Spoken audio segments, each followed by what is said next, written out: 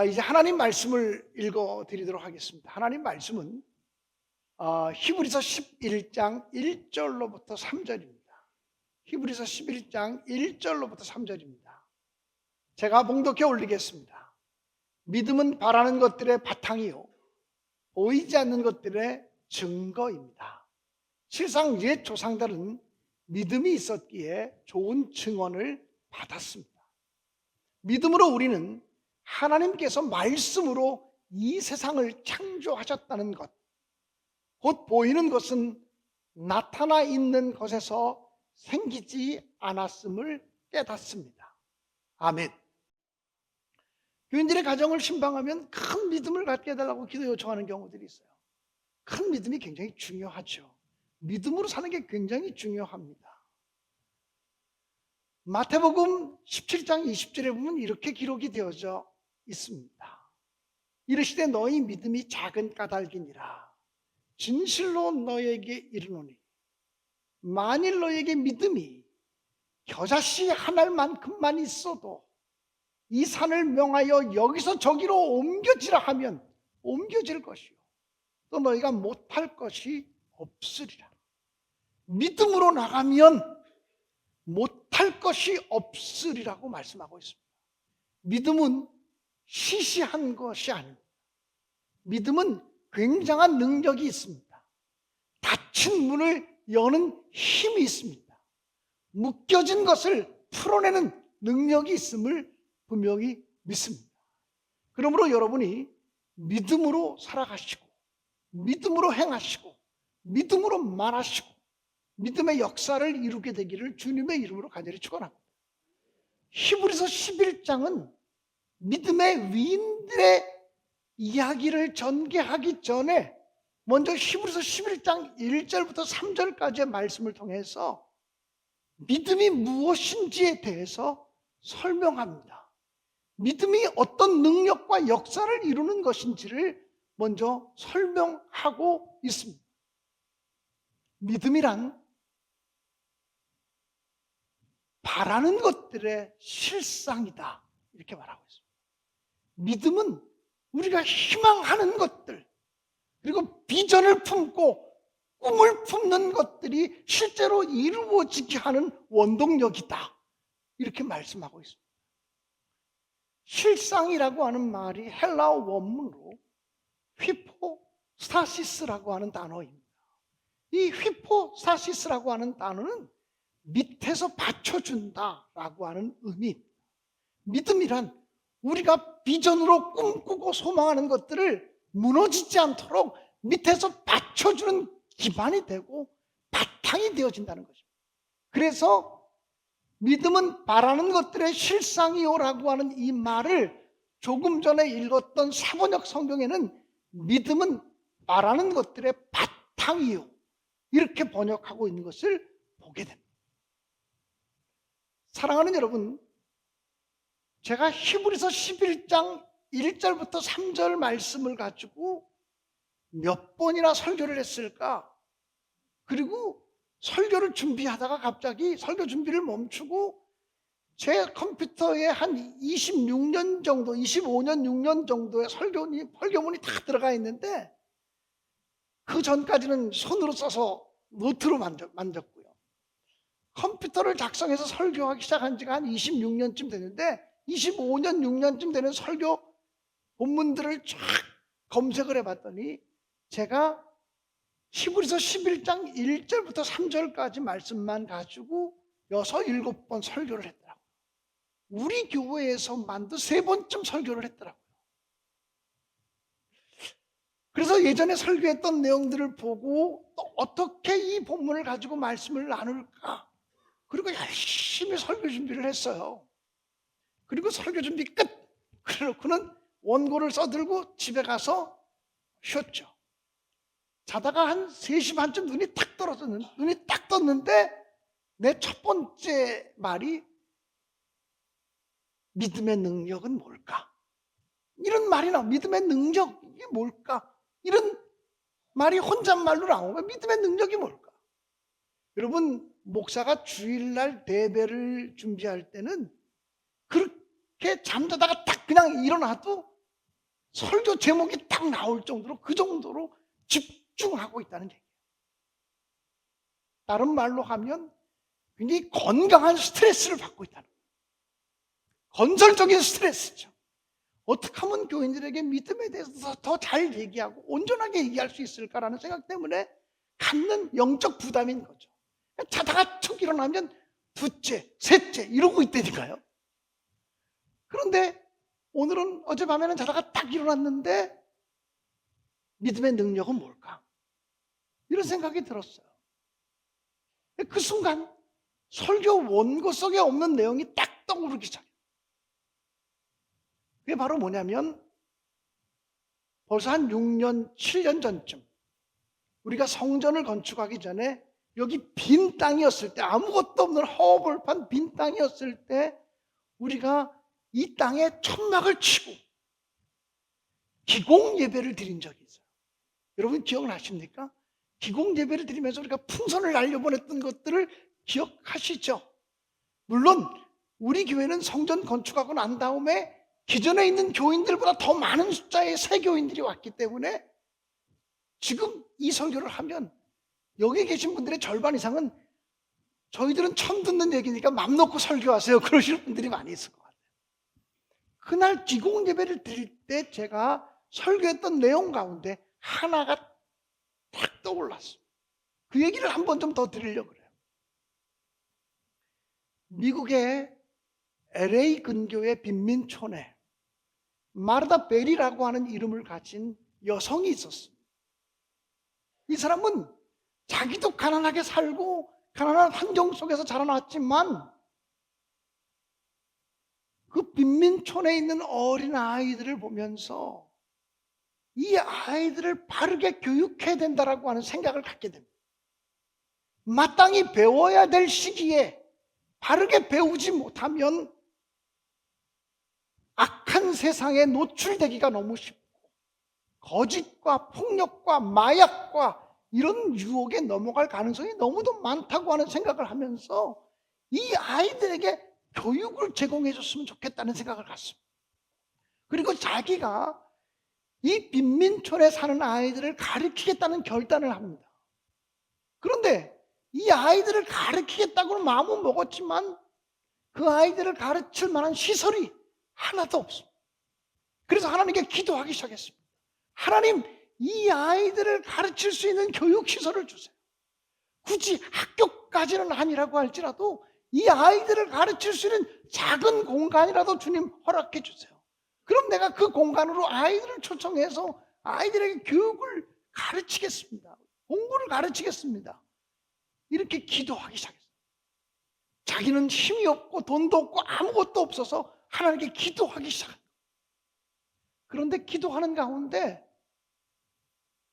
불현듯 어떤 생각이 드냐면 그 당시 미국의 최고의 부자는 자동차 왕이라고 일컬어지는 헨리 포드 씨였거든요. 헨리 포드가 도우면 참 좋겠다. 헨리 포드 같은 사람이 이 빈민촌에 학교 하나 조그맣게 세워주는 것은 아무 일도 아닐 텐데 이런 생각이 들었습니다. 계속 기도하는데 계속 그의 마음속에 헨리 포드를 찾아가서 도움을 요청하라고 하는 강한 감동이 있었습니다. 그런데 이 빈민촌의 여성이 헨리 포드를 만나는 것 자체가 쉽지가 않습니다. 정문에서부터, 회사 정문에서부터 막히고요. 경비들에게 막히고 또 비서들에게 막혀서 도저히 그 헨리 포드 앞으로 들어가는 것이 쉽지 않습니다. 굉장한 노력을 통해서 굉장한 과정을 거쳐서 드디어 이 여성이 헨리 포드 앞에 서게 되었습니다. 헨리 포드를 만나게 되었습니다. 그래서 이 마르다 베리가 얘기했습니다. 빈민촌에 있는 아이들을 위해서 작은 학교라도 하나 만들어 주십시오. 그럼 제가 최선을 다해서 가르치겠습니다. 그랬더니 헨리 포드가 수고하시네요. 그리고 봉투에 돈 하나를 넣어서 줬습니다. 감사합니다. 그리고 가져왔는데 열어보니까 $1였습니다. 그 당시에 수백 년 전에 $1는 지금의 $1와는 좀 다르긴 하겠습니다만 $1 가지고는 아무것도 할 수 없는, 그러니까 보기 좋게 거절한 것입니다. 그 얘기는 당신과 같이 도움을 요청하는 사람이 한두 명 찾아오는 게 아니다. 뭐 이런 얘기죠. 그래서 1달러를 받아갖고 왔는데 하나님께 기도했습니다. 하나님, 이게 기도의 응답입니까? 이 1달러 가지고는 아무것도 할 수 없는데 이게 기도의 응답입니까? 이럴 수가 없지 않습니까? 분명히 하나님은 제게 마음에 감동을 주셔서 제가 헨리 포드를 찾아가고 만나기까지 했는데 고작 1달러라뇨. 근데 그의 마음속에 이게 하나님의 응답이다. 이게 하나님의 응답이라는 생각이 들었습니다. 그래서 그는 불평하지 않기로 했습니다. 원망하지 않기로 했습니다. 절망하지 않기로 했습니다. 1달러를 가지고 시장에 나가서 꽃씨를 사왔습니다. 그리고 그 꽃씨를 작은 텃밭에 뿌렸습니다. 그리고 정성스럽게 갖고 왔습니다. 꽃이 열리면 그것을 시장에 나가서 팔았습니다. 그리고 더 많은 꽃씨를 사가지고 와서 더 많이 뿌렸습니다. 정성스럽게 갖고 왔습니다. 그리고 또 팔았습니다. 이렇게 하기를 수년 동안 한 끝에 조그만 돈을 마련해서 아주 작은 천막 건물 하나를 세우게 되었습니다. 천막 건물을 세우고 학교를 시작할 때 이 마르다 베리는 헨리 포드에게 초청장을 보냈습니다. 헨리 포드님, 당신이 도와주신 돈을 기초로 해서 학교가 세워지게 되었습니다. 오셔서 축하해 주십시오. 근데 헨리 포드는 기억이 나지 않는 거예요. 자기가 학교를 세우라고 돈을 준 기억이 나지 않는 거예요. 그런데 분명히 초청장에는 당신이 기부해 주신 돈을 기초로 해서 학교가 세워졌다고 오셔서 축하해달라고. 헨리 포드가 너무 이상해서 그 학교를 가보았습니다. 마르다 베리라는 여성이 나와서 자기 이 학교가 세워지기까지를 잠잠하게 이야기합니다. 기도하다가 하나님의 마음에 헨리 포드 씨를 떠오르게 하셨다.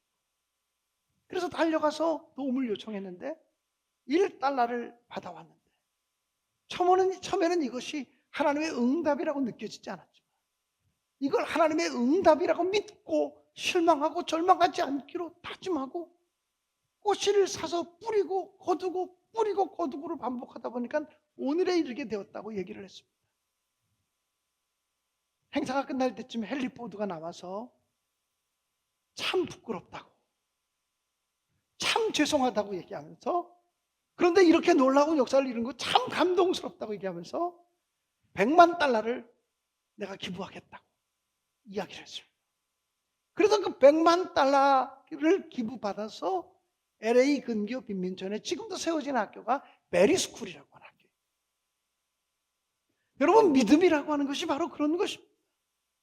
믿음은 바라는 것들의 실상이요라고 말할 때 믿음으로 기도하고 믿음으로 바라면 나는 아무것도 안 해도 갑자기 하늘에서 구멍이 뚫려가지고 돈이 뚝 떨어지는 게 이게 믿음이 아니라는 거예요. 믿음이란 하나님이 내게 주신 꿈과 비전을 붙들고 포기하지 않고 전진하고 포기하지 않고 노력하고 포기하지 않고 희생하고 땀 흘리고 이게 믿음의 역사라는 것입니다. 만약 마르다 베리라는 사람이 그 1달러를 가지고 헨리 포드를 욕하고 헨리 포드를 비난하고 가는 데마다 헨리 포드 나쁜 사람이라고 얘기하고 이러고 다녔다면 그런 역사가 나타나겠어요. 그러니까 진짜 믿음을 가지고 있는 사람은 불평할 수가 없는 거예요. 원망할 수가 없는 거예요. 진짜 믿음을 가지고 살면 정말 긍정적으로 생각하고 긍정적으로 반응할 수밖에 없는 거예요. 왜냐면 내가 하는 것이 아니라 하나님이 행하신 것을 의심 없이 신뢰하며 믿고 나가기 때문에 그렇답니다. 믿음의 조상 아브라함은 70이 넘은 나이에 하나님의 부르심을 갈대아 우르에서 받아요. 너는 너의 본토 친척 아비집을 떠나 내가 너에게 지시할 땅으로 가라. 그러면 내가 너의 자손들을 복되게 하겠다. 하늘의 별처럼 땅의 티끌처럼 너의 후손들을 많게 하겠다고 말해요. 갈대아 우르를 떠날 때부터 아브라함은 아이를 낳기에는 벌써 늦은 나이였어요. 그런데 아브라함은 하나님의 약속의 말씀을 부여잡고 떠나는 거예요. 가나안 땅이 아직 보이지 않지만 가나안 땅 하나님이 주시겠다고 하는 약속의 땅을 비전으로 품고 떠나가는 거예요. 아무 아무리 좋은 땅이 있어도 거기 현혹되지 않고 가나안 땅을 향해서 전진하는 거예요. 자식이 기다려도 생기지 않아도 포기하지 않고 믿음으로 인내하고 희생하고 바라보는 거예요. 로마서 4장 18절은 이렇게 아브라함의 믿음을 기록하고 있습니다.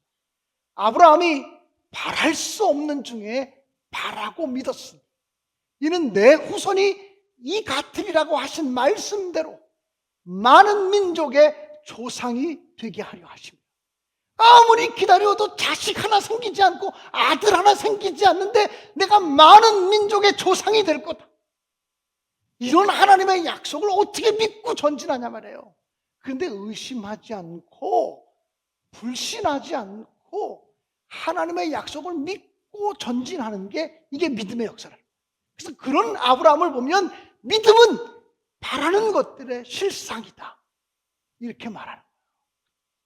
사랑하는 여러분, 여러분이 믿음을 품고 전진하셔서 또 믿음을 품고 희생하셔서 믿음을 품고 낙심하지 말고 절망하지 말고 좌절하지 말고 믿음의 씨앗을 키워가셔서 내가 하나님 안에서 품은 거룩한 꿈, 내가 하나님 안에서 품었던 거룩한 비전, 그것들이 현실이 되어지고 결과물로 나타나는 놀라운 역사가 있게 되시기를 주님의 이름으로 간절히 축원합니다.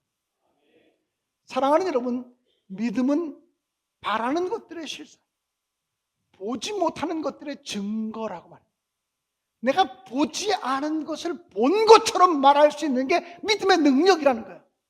여러분, 천국을 가봤어요? 우리 중에 천국 가본 사람이 없어요. 그런데 천국에 대해서 담대히 얘기해요. 우리 중에 지옥 가본 사람이 없지만 지옥에 대해서 담대히 얘기해요. 여러분, 가끔 보면 천국을 보고 왔습니다, 지옥을 보고 왔습니다라고 간증하는 사람이 있지만 나는 그 간증하는 사람의 얘기를 듣지 않아도 천국이 있음을 분명히 믿어요. 지옥이 있음을 분명히 믿어요. 천국은 성경이 기록하는 것보다 비교할 수 없어 훨씬 아름답고 찬란하고 영광스러운 나라임을 믿어요. 왜? 내가 믿음으로 보았기 때문에 그래요. 믿음으로 보기 때문에 그렇다는 거예요. 어떤 사람들은 늘 이렇게 말해요. 목사님, 하나님이 계신 것을 보여주시면 믿겠습니다. 예수님이 부활하신 것을 보여주시면 믿겠습니다. 우리가 전도할 때 그런 얘기하는 사람을 얼마나 많이 만납니까? 근데 성경은요, 언제나 이렇게 내가 믿으면 보리라, 믿으면 주의 영광을 보리라, 믿으면 주의 권능의 역사를 보리라, 이렇게 말씀하고 있는 거예요. 우리가 믿으면 믿은 그것이 현실되어 나타나고 믿음의 역사가 증거물로 나타납니다. 그래서 믿음은 바라는 것들의 실상이고 보지 못하는 것들의 증거다. 이 증거라고 하는 말의 헬라어 원문의 의미는 법적인 효력이 있는 증거물이 나온다는 거예요. 어떤 영어 성경에는 good report라고 돼요. 좋은 결과물을 준다라고 하는 거예요. 사랑하는 여러분, 믿음으로 살아간다는 게 쉽지 않아요. 믿음을 가진 사람들이 어떤 때는요, 허황돼 보여요. 믿음을 가진 사람들이 우리의 인간적인 이성과 판단으로 보면 어떤 땐 망상가처럼 보여요. 믿음을 가진 사람들이 오히려 어떤 땐 정말 미친 사람처럼 보여요. 근데 믿음을 가지고 살아가는 사람들, 그들은 사실은 정직하게 말하면 하나님의 약속의 말씀을 의심하지 않고 붙들고 살아가는 사람을 말해요. 내 경험을 의지하지 않고 하나님의 약속의 말씀을 붙들고 사는 거예요. 그런 사람들에게 분명히 하나님은 좋은 결과물을 주실 것이고 좋은 역사를 허락해 주실 줄로 의심 없이 믿습니다. 지난 2주 정도 전에 그 라오스 선교사로 우리 교회가 파송하고 함께 후원하고 있는 이관택 선교사님으로부터 선교 부지를 이제 여러 군데, 한 20군데 이상 선교 부지를 다녔는데 선교센터를 세울 수 있는 선교 부지를 이제 만나게 되었다고 하는 보고 자료가 왔어요. 그리고 그분이 3개월 동안 또는 3월 달부터 7월 동안 땅을 보러 다닌 그 기록들을 다 기록해서 너무나 정확하게 우리에게 보고를 했어요. 17군데, 18군데를 보고서 어떤 땅은 어떤 장점이 있고 어떤 단점이 있고 땅은 몇 평이고 가격은 얼마이고 뭐 이런 것들을 다 보고해서 보내면서 맨 마지막에 자기 마음에 감동이 오고 떨림이 오는 장소를 발견했다고. 그러면서 넝든 마을이라고, 라오스의 사완나켓, 라오스의 두 번째 큰 도시예요. 라오스의 사완나켓 주의 넝든 마을이라는 곳을 찾게 되었는데 땅은 316평이고 그리고 그 마을을 중심으로 대학교가 3개가 있고 2km 반경 이내에 대학교가 3개가 있고 그리고 그 마을 주변으로 3,000명 정도가 사는 그런 마을. 사완나켓 시내로부터는 약 8km 정도 떨어져서 차로 15분 정도 가는 거리지만 그 좋은 땅을 발견했고 가격도 적당한 땅을 발견했다고 하는 보고서를 보내왔어요.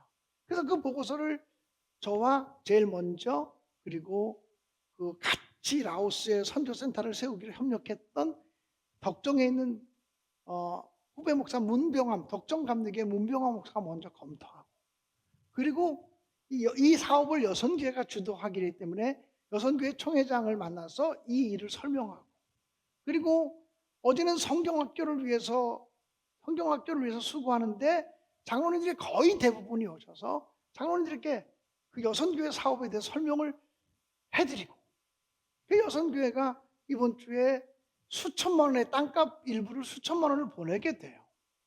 사실 우리 교회는 전자올겐도 새로 해야 된다고 하는 생각을 하고 있는 교회인데 우리가 남아서 보내는 게 아니에요. 우리가 부족하지만 우리가 연약하지만 아무것도 없지만 우리 교회도 할 일이 너무 많지만 하나님이 선교를 너무나 기뻐하시기 때문에 선교하는 그 일을 위해서 귀한 결단을 해서 이번 주간에 수천만 원을 여선교회가 보내게 될 거예요. 어제 그 얘기를 하면서 장로님들 몇 분이 가슴이 떨린다고 얘기해요. 왜? 하나님이 기뻐하는 일에 동참하기 때문에 믿음의 역사를 써내려 가기 때문에 그렇다. 사랑하는 여러분, 여러분이 믿음의 역사를 써내려 가는 것들에 대해서 비난하거나 부정적인 얘기를 하지 마시기를 간절히 바랍니다. 믿음의 역사를 써내려 가는 그 일들을 위해서 함께 동참하시고 기도하시는 놀라운 역사가 있게 돼서 지금부터 시작해서 이제 내년 한 5월 달까지 라오스 사완나켓 멍든 마을에 선교센터가 세워지기까지 함께 기도하고 또 협력하는 놀라운 역사가 있음으로 말미암아 우리 교회를 통해서 새로운 믿음의 역사들이 또 펼쳐지는 귀한 역사가 있게 될 것을 의심 없이 믿습니다. 저는 개인적으로 이 성전을 건축할 때 빈 땅이잖아요. 이 아무것도 없는 땅을 설계도만 들고서 수백 번, 수천 번을 돌았어요. 그리고 이 건물이 세워질 것을 믿음의 눈으로 보고 있었어요. 사랑하는 여러분, 믿음이라고 하는 건 그런 거예요. 말하는 것들의 실상이고 보지 못하는 것들의 증거. 그런데 그 믿음은 그냥 하나님 내가 믿음을 가지니까 도와주세요 그러나 아무것도 하지 않는 그런 공허한 믿음이 아니라 하나님의 약속의 말씀을 믿고 노력하고 헌신하고 전진하고 내 삶을 드리고 내 물질을 드리고 내 시간을 드리고 내 정성을 들여서 하나님 주신 꿈을 키워가는 것, 그것이 바로 믿음의 역사인 줄 믿습니다. 그래서 앞으로 우리 교회를 통해서 더 놀라운 믿음의 역사들이 나타나기 원하고 믿음의 권능들이 나타나기를 간절히 바랍니다. 언젠가 지금은 만나교회에서 부목사로 목회하는, 분당에 있는 만나교회에서 부목사로 목회하는 홍성찬 목사라고 하는 사람이 저를 만났는데 자기가 수련 목회자로 있을 때 저의 친구 목사인 김동준 목사님 밑에서 수련목을 했대요. 그 김동준 목사라고 하는 분은 지금은 속초에서 목회하는, 속초에서 제일 큰 오래된 속초 감리교회를 목회하는 제 친구인데 그 지금 분당 만나교회에서 부목사로 있는 분이 저를 만났는데 그 얘기예요. 목사님 친구 목사이신 그 김 목사님 밑에서 배울 때 김 목사님이 늘 그런 얘기를 했습니다. 우리 후배 목사들이 기회가 된다면 꼭 부목사 경험을 우리 친구 김광현 목사 밑에서 부목사 경험을 했으면 참 좋겠다. 그래서 아니 왜 목사님 밑에서가 아니라 왜 목사님 친구 김광현 목사 밑에 가서 부목사 생활을 하라고 그렇게 말씀하십니까? 그랬더니 그 친구 목사가 하는 말이, 내가 우리 친구 김광현 목사가 목회하는 과정 40년을 옆에서 지켜보지 않았겠냐. 근데 김광현 목사가 가는 교회마다 기적의 역사가 나타나.